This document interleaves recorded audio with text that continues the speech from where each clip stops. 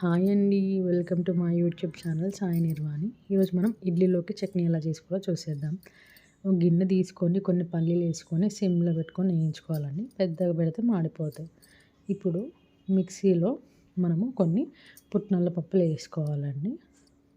పుట్నాల పప్పులు వేసుకున్నాక వేయించుకున్న పల్లీలు కూడా వేసుకోవాలి. ఇప్పుడు మనము చిన్న కుడక తీసుకొని గిన్నెలో సన్నగా కట్ చేసుకొని సిమ్లో పెట్టుకొని వేయించుకోవాలి. ఇక్కడ నేను చూపిస్తున్నా కదండి, ఇలా సన్నగా కట్ చేసుకొని సిమ్లో పెట్టుకొని మంచిగా గోల్డెన్ బ్రౌన్ లెక్క వేయించుకోవాలి. ఇప్పుడు ఇదే మిక్సీ జార్లో 4-5 పచ్చిమిర్చి ఇప్పుడు నేను చూపిస్తుంటే మధ్యలోకి చుంచుకొని వేసుకోవాలండి. ఇందులోనే 2-3 వెల్లుల్లి రెబ్బలు వేసుకోవాలి. ఇందులోనే కొద్దిగా సాల్ట్ అండి. వేయించుకున్న కొబ్బరి ఉంది కదండి, ఇప్పుడు ఆ వేయించుకున్న కొబ్బరి కూడా వేసుకొని మిక్సీ పట్టుకోవాలి. చూసారు కదండి, కొంచెం వాటర్ పోసుకుంటూ ఇలా పట్టుకోవాలి. మీకు కన్సిస్టెన్సీ లూజ్ కావాలంటే ఇంకొంచెం వాటర్ కూడా కలుపుకోవచ్చు.